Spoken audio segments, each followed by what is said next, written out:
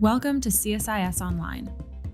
The way we bring you events is changing, but we'll still present live analysis and award-winning digital media from our Dracopolis Ideas Lab, all on your time, live or on demand. This is CSIS Online. Welcome, everyone. Thank you so much for joining us here at the Center for Strategic International Studies for today's discussion of the Army's Next Generation Combat Vehicles. I'm Andrew Hunter. I'm Director of the Defense Industrial Initiatives Group at CSIS and a Senior Fellow in the International Security Program, and I'm very glad to be your host. And I want to thank all of the people and organizations who contribute general support to CSIS, which is their general support made today's event possible. I'm really excited for today's discussion. I think Army acquisition has been one of the most interesting areas of acquisition over the last several years.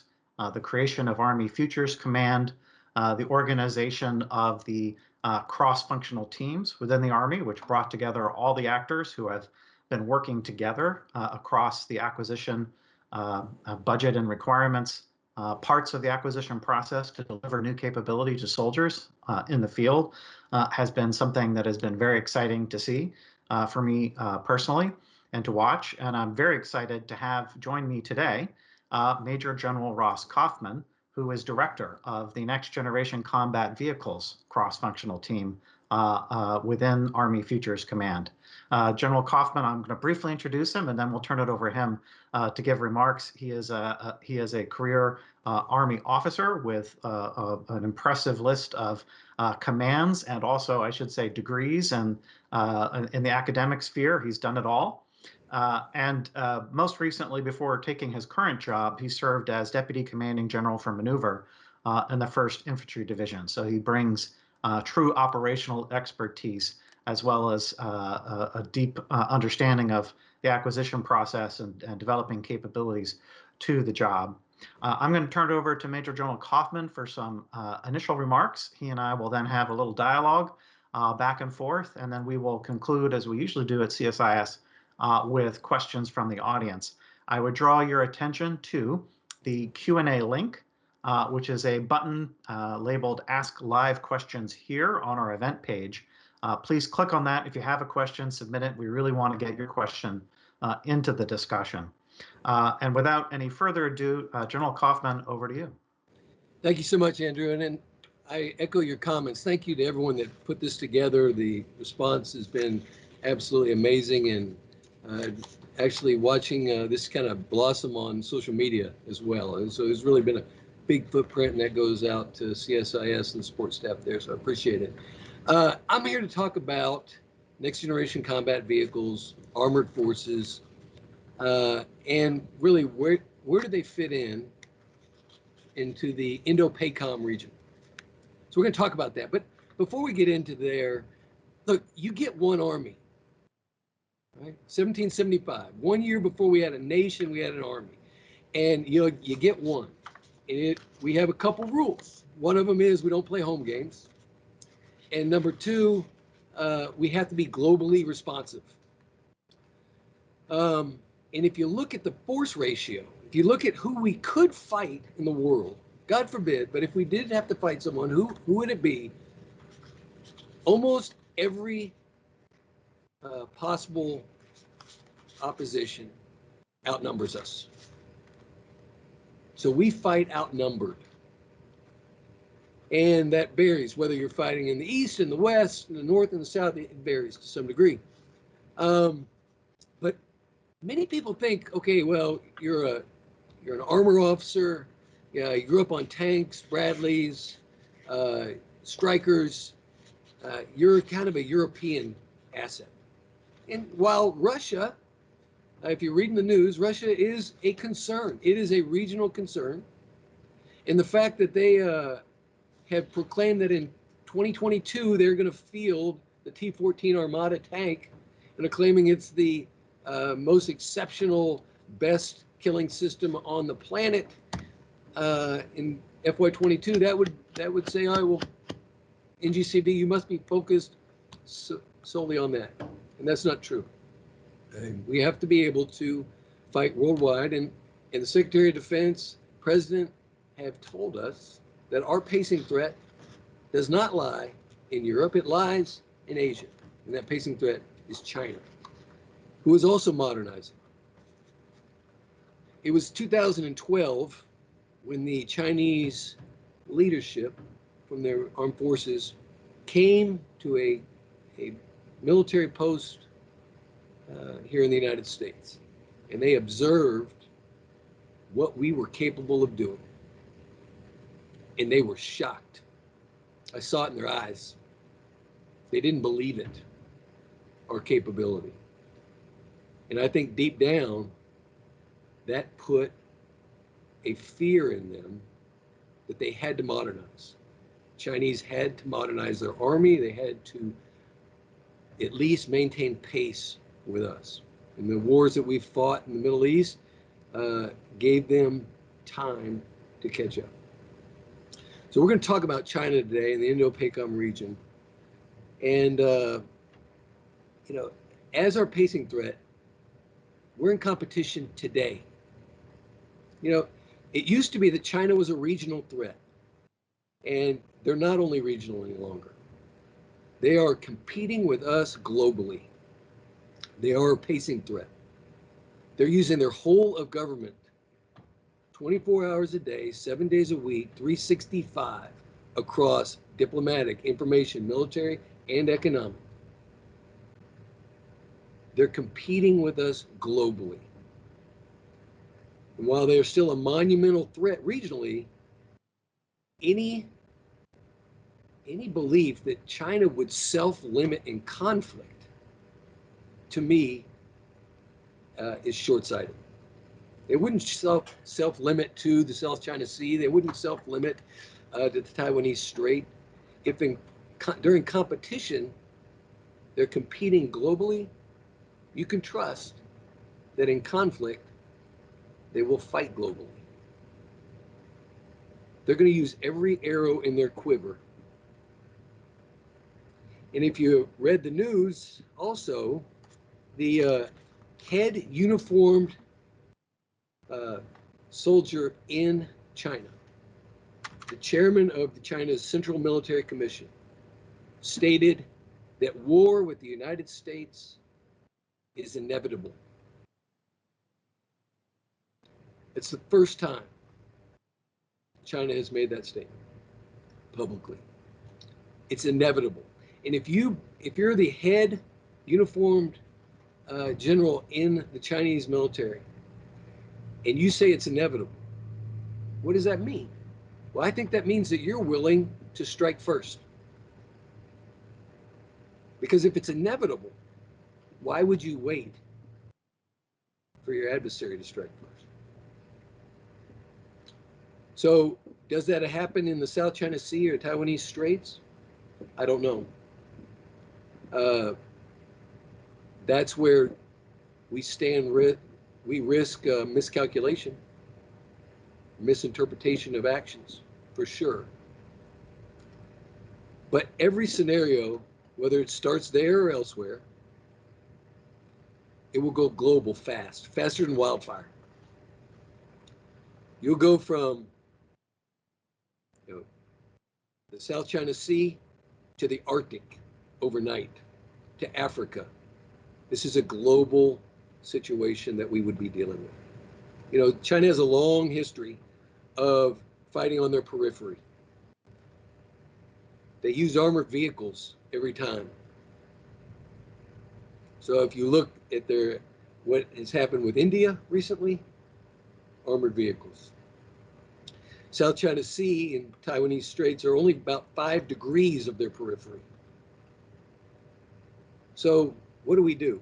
We're in competition. And in competition, there's really only two goals. It's binary. You either want to deter or you want to incite conflict. Now, the United States is in the deterrence business. We don't want to go to war. But what if? What if we do go to war? What does that look like? Where will it happen? It's bigger than a piece of ocean. I can guarantee that. Again, China's not going to self-limit. But in Asia alone, the boot of China, should this conflict occur, will be felt on the neck of men and women in Ho Chi Minh City, Bangkok, and other Western-friendly countries. It'll go from the Arctic to Africa, but that's over land, space, air, sea, and cyberspace. Did I mention land? So how do we counter it? Look, we don't wait on a conflict. We continue to deter. And you do that by modernizing to overmatch. You must modernize to overmatch so nobody wants to fight you. Many pundits will talk about probability, like the probability of a land war in Asia. That's not the business I'm in. Okay, my business is capability. Let's not focus on the probability, even though the head uniformed member of the Chinese military just said it would be inevitable. So that pretty much takes the probability argument out of it. But if you look at the capabilities, we have to modernize to defeat China's capabilities. If we get this wrong, we get one bite at the apple. So we gotta make sure that we get this right. In conflict, there's only going to be one way for victory. That's the joint force. It's bigger than the Army, it's bigger than the Navy, bigger than the Air Force, bigger than Space Force. It's all of us. The Army is a proud partner of the joint force. It's going to take us all together. You know, there's many people that look at the Indo-Pacific area of operations as a maritime theater. 27 million square kilometers of land, 50% of the world's population, and we want to talk about how to be successful in that AOR. The reason why you need the land component in Indo-Pacific, because it's the only component that will be decisive. Let's look at Iwo Jima. After 6,800 tons of bombs, 22,000 Navy shells, it still took 70,000 Marines to defeat 21,000 Japanese soldiers. And that came at a price of 7,000 friendly KIAs. So even after all that ordnance was expended, you still had to send the ground force in to be decisive. If you want to take land, if you want to hold land, if you want to clear land, you need the ground element. Now we can talk about numbers, like how many do you need? But we will always be, we will always feel outnumbered. So we got to think that through. So what does the Army bring to clear, take, and hold terrain? Well, first it brings speed, range, and convergence. And our speed, range, and convergence will enable decision dominance. Because through that decision dominance, you can act first and deliver a decisive outcome. We are decisive. And that's done through combined arms maneuver, the efficacy of which cannot be overstated. Combined arms maneuver. So just like the joint force operates with all of the components, in the Army, we fight with combined arms, meaning infantry, armor, field artillery, aviation, and the list goes on. All of our branches together, that's our strength. And maneuver, which is fires plus movement equals maneuver. So combined arms maneuver is how we will be decisive and how we will take, clear, or hold land. We bring 24/7 all-terrain, all-weather capability. So why do you need more than just infantry? Why armored forces? We created the armored force to provide mobile, protected, accurate, lethal fires in high volume. Started in World War I, trench warfare created by the machine gun. We used the armor, the first tank rolled across to provide mobile, protected, accurate, lethal fires in high volume. In Indo-Pacific, we need all of that. And in today's world, we have to kill tanks as well. So it's not just about tanks, but China's got plenty of them. 7,000 tanks and 3,000 infantry fighting vehicles. So 10,000 vehicles that will be decisive if we're not there. In order to be decisive, we have to be there with armor to prevent the Chinese to getting into a position of relative advantage. So our Army is a global force that fights as part of the joint force. It executes combined arms maneuver with armor, infantry, field artillery, aviation, and others to deliver decisive outcomes for our nation using speed, range, and convergence to do so. So with that, I'll take your questions. All right, thank you very much, General. Very interesting presentation. I kind of want to start right with where you have been in your comments. And one thing that struck me, I would say one of the traditional critiques of the Army's approach has been what I would call the Fulda Gap Critique.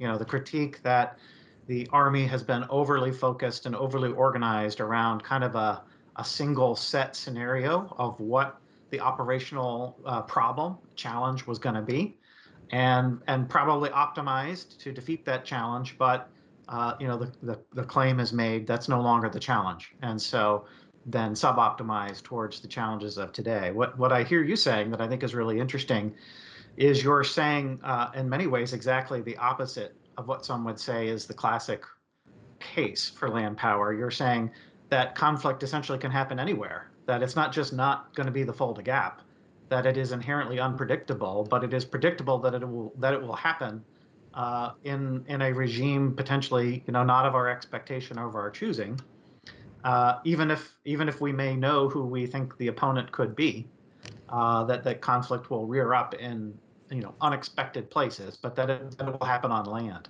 So maybe you could just check me if I'm wrong on that.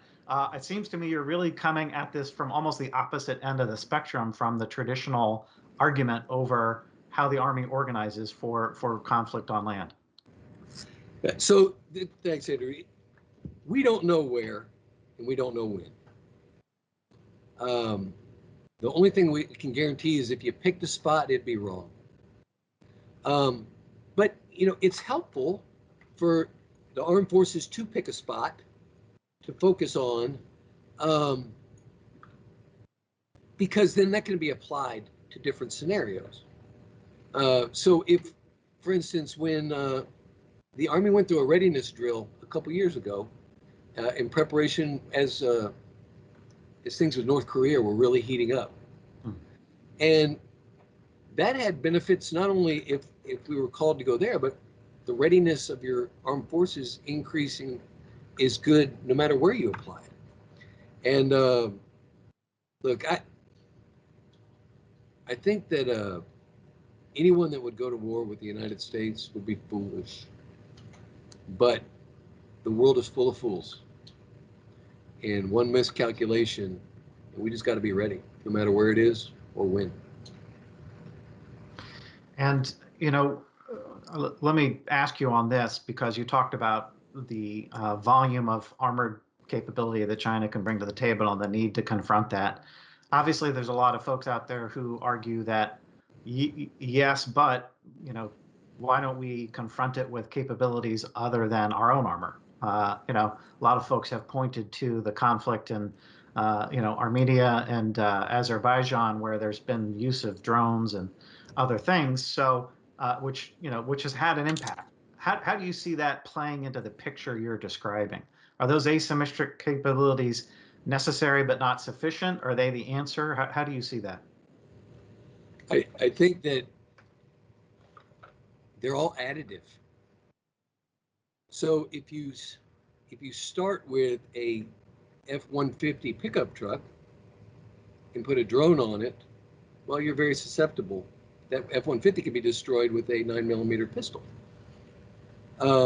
If you have a tank that has a drone and an army that's well trained, well, now you're survivable and lethal. But look, the Chief of Staff of the Army has been very clear. He has directed us to be transformational. And so everything is on the table. Do you want a main battle tank with a drone and a unmanned ground vehicle? Perhaps. Is that the best system that we can field to our soldiers? Then that's what we want. But, you know, when I was a young cadet getting ready to come in the Army, my father and my grandfather were tankers as well. And I said, Dad, look, I'm a little concerned about going into the Armored Corps because there's all these AT weapons. And he said very clearly, hey, son, a 7.62 bullet will go through that jacket you're wearing. You want to be an infantryman? So it's iterative, but survivability, mobility, lethality, and volume of fires, that's why we need an armed force. I appreciate that. You talked about, in terms of the characteristics that you're looking to field with your combat vehicles, you talked speed, range, and convergence. Those all sound important. I want to focus a little bit on convergence because I think that's, again, been one of the really interesting things we've seen over the last few years is the Army's push towards convergence and its attempts or its efforts, and in some cases its, achievement of demonstrating convergence, in fact, through project called Project Convergence. So could you talk a little bit about, why that's important and what's been demonstrated in some of the recent experiments, certainly with respect to your CFT and others that you would like to speak to? Sure. It all goes back if you break it down to its most simple concept, convergence is about acting faster than your enemy, right? Through identification, decision-making, and action. So last summer out in Yuma, Arizona, with very little time prior to it, Project Convergence 20 kicked off. And that was all about having sensors that could identify and geolocate the enemy, aggregate that information onto a common interface, while a brain identified the best killing system to eradicate the target. And then Project Convergence 21 is going to include the Joint Force, although we did have some joint partnership during Project Convergence 20. And then 22 will bring in allies and joint. And it's all about common understanding, identification, geolocation of the enemy, and then getting the best shooter on the battlefield to eradicate it.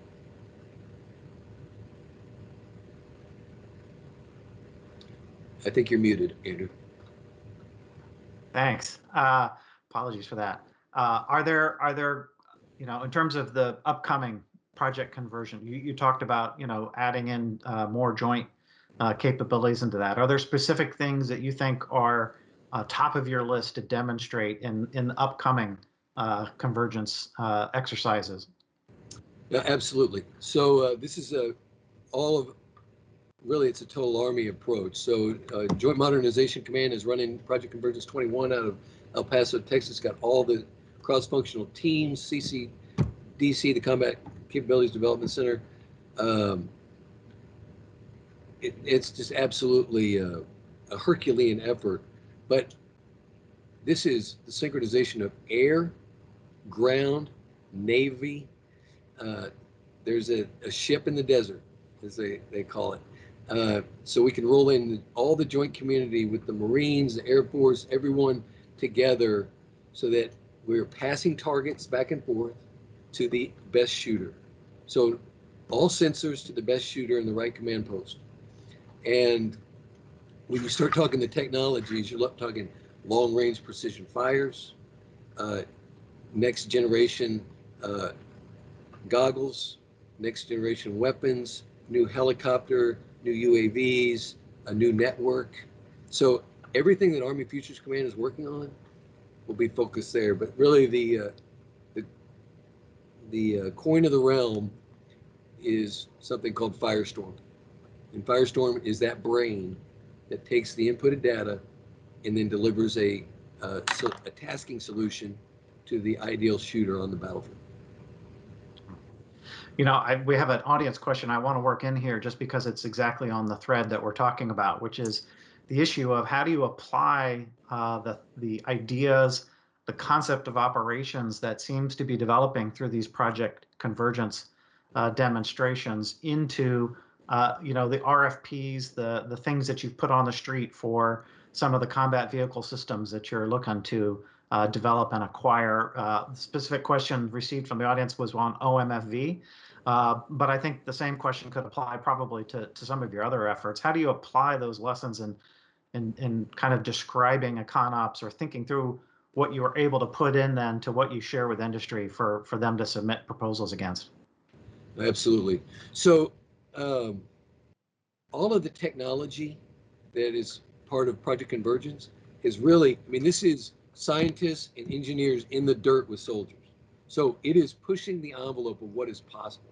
What the Army has not done very well in the past is, we thought we were omniscient.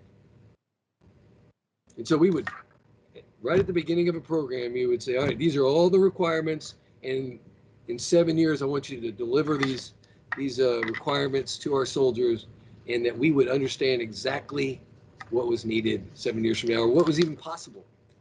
What Project Convergence is doing, and what we're doing in OMFV specifically, is we're taking a broader approach with characteristics of need, so that we're giving industry problems to solve. So, for example, we're not telling industry that the OMFV must carry 6 soldiers. We say the platoon must carry 30 soldiers. So someone could show, if you took that quite literally, someone could show up with a single vehicle that carries 30, or 30 vehicles that carry 1. And so we're trying to use these characteristics to maximize the creative nature of our industry partners, both traditional, and now with this, we're getting a lot of non-traditional interest. Thank you for that. I'm going to switch gears a little bit now and talk a little bit about how Futures Command and the CFT is working with Army acquisition, with ASALT, and with TACOM. Your partner in crime in Michigan, and working through the approach to actually bring capability on board. How is that working? What does it bring to the table to have Army Futures Command and ASALT working in combination on these issues?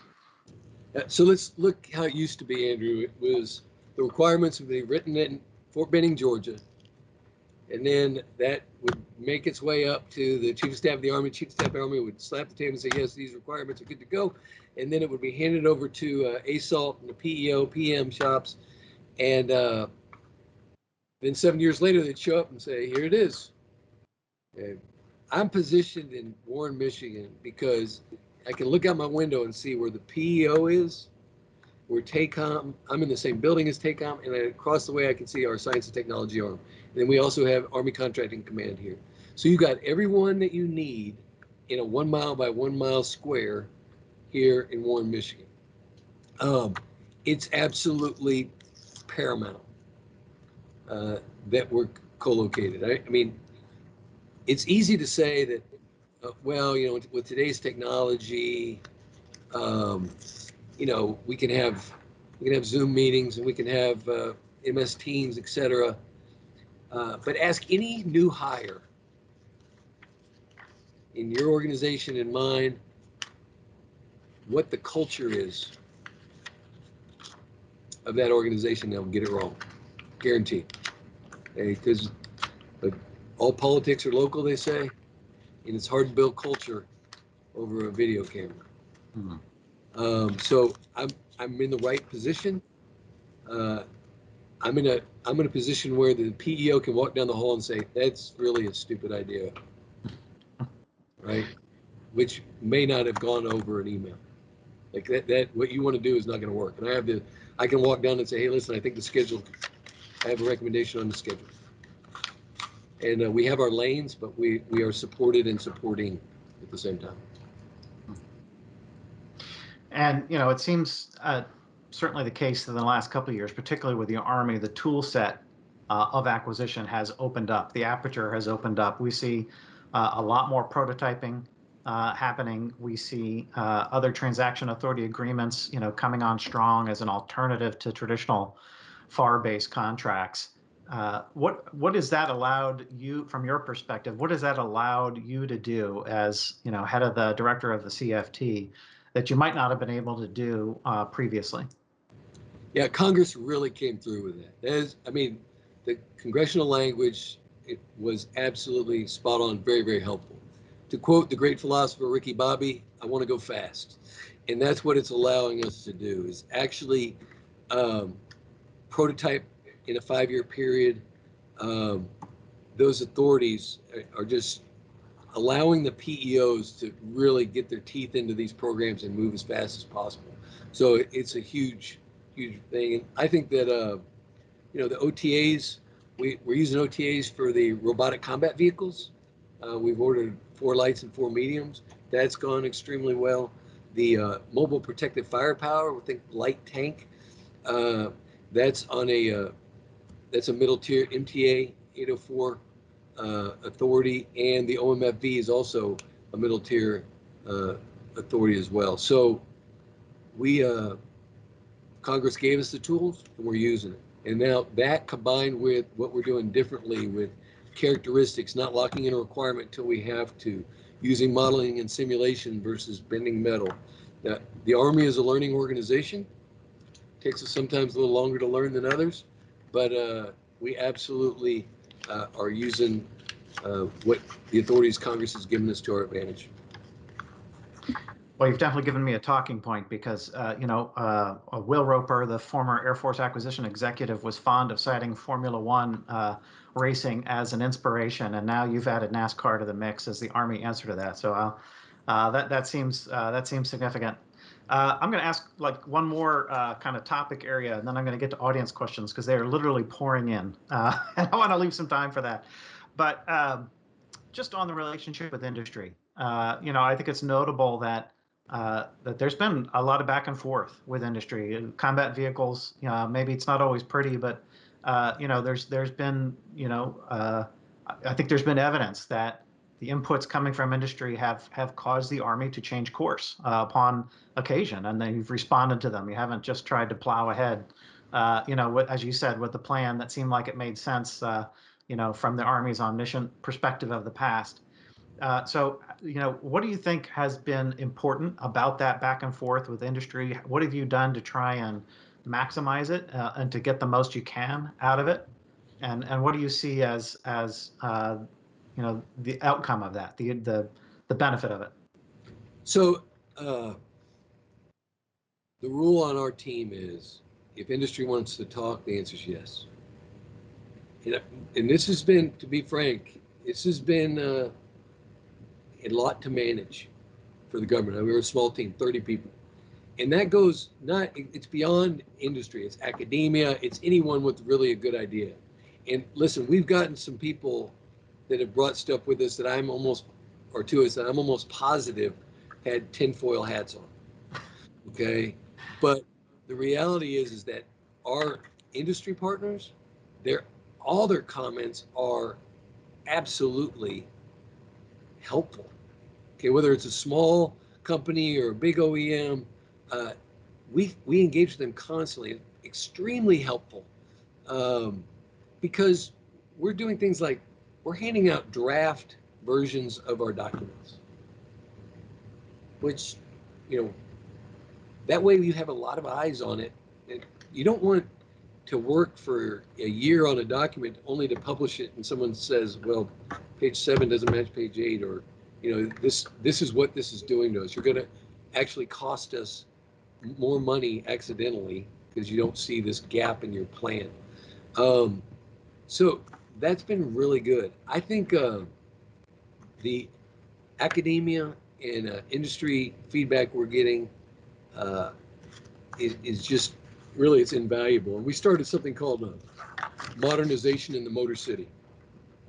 So when I first started, Andrew, I was kind of chasing technology. I needed to get smart on what was cutting edge. And so I was traveling a lot and it just became too much. And so now we have a vetting process where if you're an industry partner, you have a new technology, all you have to do is get a hold of us. You can hit us on Twitter, you can hit us on LinkedIn, it doesn't matter. We say yes. You bring your technology. We have a panel of experts that assembles. You get your moment in the sun, and it either A, gets elevated to me and I look at it, or B, say it's not ready for prime time and come back later. But that modernization in the Motor City has really allowed us to streamline and touch multiple companies on a consistent basis. Great. Let me turn now to some of the audience questions, because as I mentioned, they're coming in fast and furious, and a lot of them really get to your initial remarks about China as the pacing threat. And so I'm going to kind of package a couple questions together here because they're closely related. Folks are asking about whether China is a pacing threat or the pacing threat. In other words, how focused do you think DoD and the Army need to be specifically on China's capabilities? And then related to that you mentioned how unpredictable the possibility of where and when conflict could take place. There are folks who are asking about what in think tank world and in CSIS we've called hybrid or gray zone type competition issues where there's conflicts. You talked about conflict on China's periphery, that may fall short of a big classic war, but where important and critical interests may be nonetheless at stake. So if you could just give some thoughts on those questions. Yeah, so China is the pacing threat, my opinion, and I think that echoes what our nation's leadership has told us as a military. There are many malign actors, and you could just tick them off. But China is our pacing threat, and look, there will be conflict that does not rise to great nation war. I fully recognize that. The policy decision of what to get involved in, what not to get involved in, I'm not going to address. But what I will say is, no matter when called, we have to be able to show up, and we have to be able to overmatch whoever we're going to fight. When you call the United States Army, okay, particularly the armored force, you've made the decision. Okay, you're all in. You can send a small unit, you can send a small team, different places in the world. They're still in the Army, they're still important, I still love them. But when you send an armored brigade combat team anywhere in the world, you just voted. You voted that you have made a strategic decision to fight and win. It's called the combat arm of decision for a reason. And then I think kind of very much related to that, we have a question here about the issue of global mobility. So to your point, you've got to be able to show up where you need to show up, and it could be very unpredictable. So you're looking presumably at a force that you can move around the world very readily. And when it comes to combat vehicles, that's a hard point. I would say my own perspective observing combat vehicles over many years is that global mobility has been a touchstone of decision. How much to go on mobility versus how much to go on protection, other type of priorities. So how do you work that into your in the mix as you're going through requirements and thinking through the mix of capabilities you're looking to pursue? Right. Survivability is number one for me. America's daughters and sons fighting in harm's way in the ugliest, nastiest places on earth. Many of the places that we fight, their infrastructure is not designed to carry, some of our heavier vehicles. So, for instance, in OMFV, we've said, hey, look, we don't think that your vehicle has to be 41.5 tons. We say it's got to be able to cross 80% of the bridges in Eastern Europe or in Asia, right? The strategic mobility, intra-theater and inter-theater mobility by sea is obviously, we do that every day. By air, it's something that we look at very hard. I was, an M1 can be flown with a C-17. And one M1, while we would likely never employ just one M1 tank, but in the Korean War, in World War II, a tank in the right spot was decisive. So if you 4 C-17s for a platoon of M1s in the right spot, decisive. But I guess really the bigger issue is we want to go lighter. We want the lightest vehicle we can while protecting our soldiers. And it's a trade. So you have to look at what are the likely threats that those soldiers would have to fight. If you have a tank, well, it's got to be able to take a punch from a Chinese tank, a Russian tank, Iranian tank. It's just got to be able to take a punch. A infantry fighting vehicle, we need to make sure that our precious cargo in the back of that vehicle are protected against anything from an IED to the enemy's infantry fighting vehicle weapons of choice. It has active protection systems, which will help us get lighter so they can shoot bullets out of the sky, things like this. That's really how we're getting after it. And so we do have some questions here on active protection systems, and that does seem like a logical follow-on to your point about protection. Is there, is that something that you kind of look at each vehicle as its own system with its own potential active protective solution, if it's one that you think merits that, or is this something that you see as a portfolio issue where you're looking at a portfolio approach? And when you have that right portfolio, then you apply it to the vehicles as a second order decision factor. Right. So when you start talking active protection systems or vehicle protection systems, there's more than you can count. Okay. So just the signature management, where's the heat signature? What kind of paint do you have on it? How is it blending in? How tall is it? How wide is it? Et cetera, et cetera, et cetera. Just that portion, you could talk for an hour on that. The tiles that we put on our vehicles, right? So those tiles add additional protection. And then you have, soft kill protection systems and hard kill protection systems. To answer your question directly, we do that. So for our tiles can go on any of our armored vehicles. It can use the same tiles. And it's based on weight of the suspension, et cetera. But we want to make those as light as possible. So when we can find efficiencies by applying the same system to multiple vehicles, we do that. But for instance, an M1 tank and their active protection system, it is different. A hard kill system will be different than what a OMFV or Bradley fighting vehicles would be, because they're facing different threats. So there are some niche systems when needed, but generally we try to maximize benefits across the entire fleet. Great. So another question we've got here gets to the issue of kind of innovation going forward.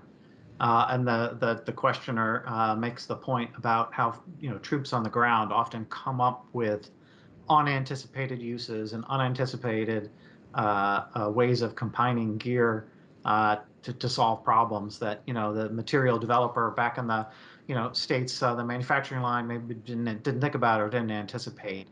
How do you see the ability within your portfolio of the Army to kind of iterate and innovate going forward?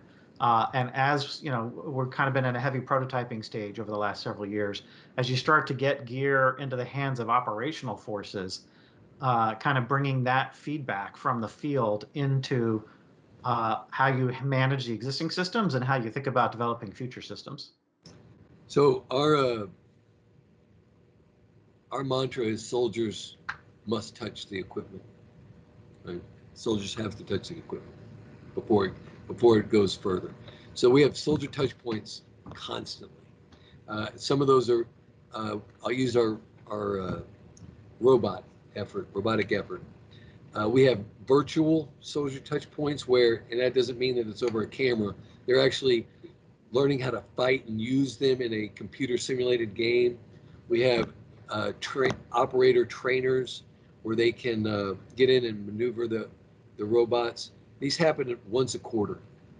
And then we have large soldier touch points where we bring, this last case, we brought a platoon of robots to Fort Carson, Colorado, and for 6 weeks, those soldiers got to touch them every day and provide feedback to the engineers that were developing them, the soldiers. So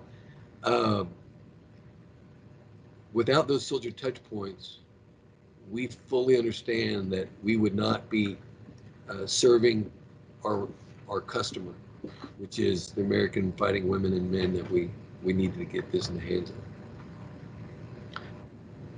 Appreciate that. And by the way, we're getting great questions in, so thanks again to all those who are submitting them. It's been great to read. I've got a question here about you talked about China as the pacing threat, and you talked about the volume that they bring in terms of the land vehicles that they can field, combat vehicles that they can field. How do you assess their innovation, their attempts to modernize their forces to be competitive with ours? And does what stands out to you in terms of China's efforts, particularly with respect to combat vehicles? Every time I see another country's combat vehicle or aircraft that looks exactly like ours, I'd say they are very, very interested in what we're doing. The number of times that our intellectual properties have been stolen and copied by China and other countries is significant. So I think they're very focused on learning about our technologies and trying to emulate them.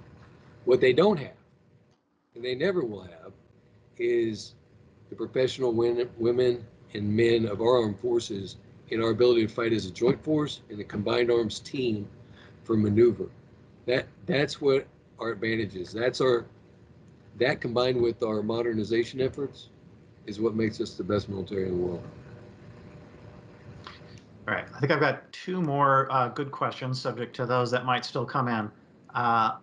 One is on how the CFT structure has allowed the Army to move faster. I think the person's looking for, kind of an example of what is it, what's a case where the CFT structure has allowed the Army to move faster in your portfolio than it would have been able to do previously? Yeah, so first and foremost, it's an Army decision, right? And it's not just the CFT, it's Army Futures Command, but it's really access to decision makers that binds all that together. So we've got a professional team of about 30 individuals here that span everything from contracting to master gunners who are experts on weapon systems to engineers, et cetera, as part of the team. But if someone from a cross-functional team needs a decision, they can call the E-ring of the Pentagon, and within a week, we can get a decision.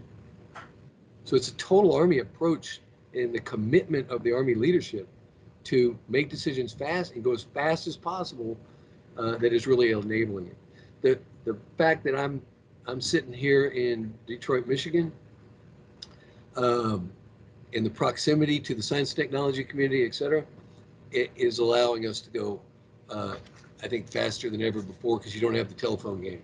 You know, this is a walk down the hall. And what I'll tell you is, if you want to, in less than a year, we went from concept to purchase of robotic combat vehicles. Okay, so four RCV lights, 4 RCV mediums.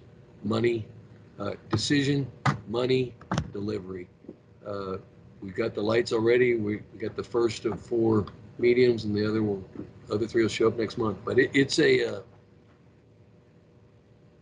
just a total focus by the Army to move faster that's allowing it.